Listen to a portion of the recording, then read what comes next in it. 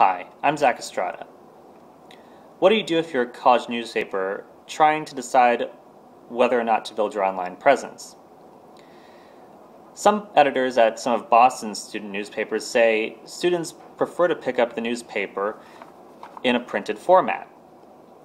But with the whole industry moving more towards the internet, what do you do if you decide that your website needs a redesign or that you need more of a social media presence?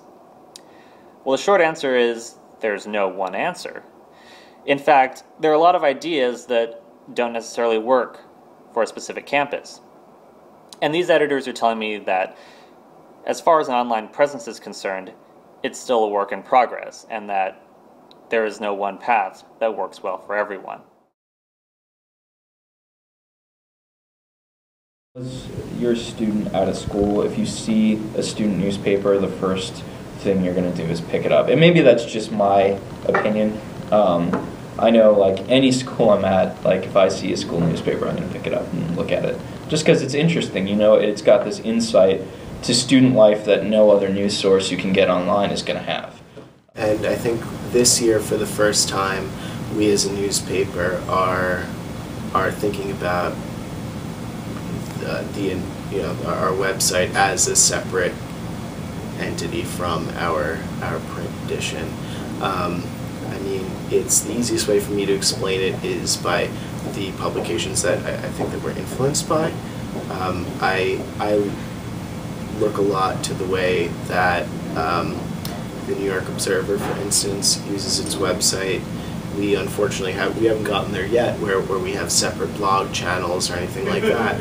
But we update our website and our social media accounts with content as often as we can.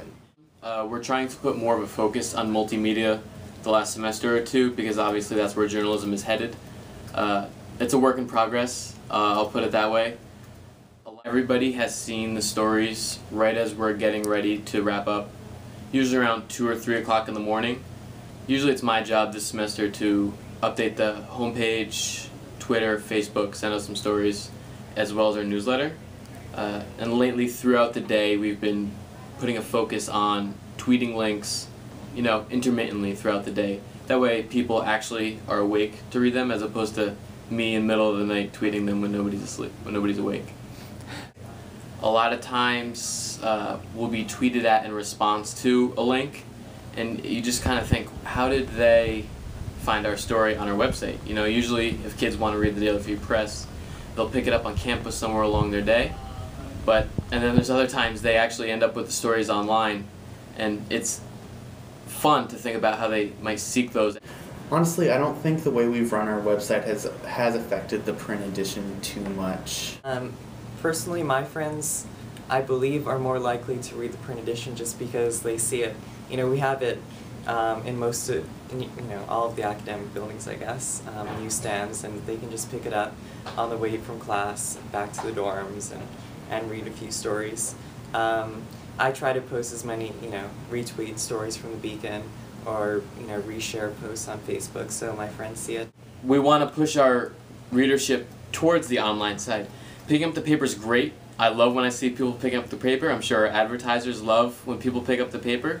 But the future of journalism is online, so the more people we can direct in that direction, the better. You know, we do our best to try to look at our print edition not the way that a daily newspaper looks at their print edition, but the way that a magazine. If you want to create an intense readership, you have to have that online outlook. You have to be really focusing on how you're presenting yourself on the web. So it's sort of a balancing act because you want to keep that print aspect really strong for the students and faculty that are at the school.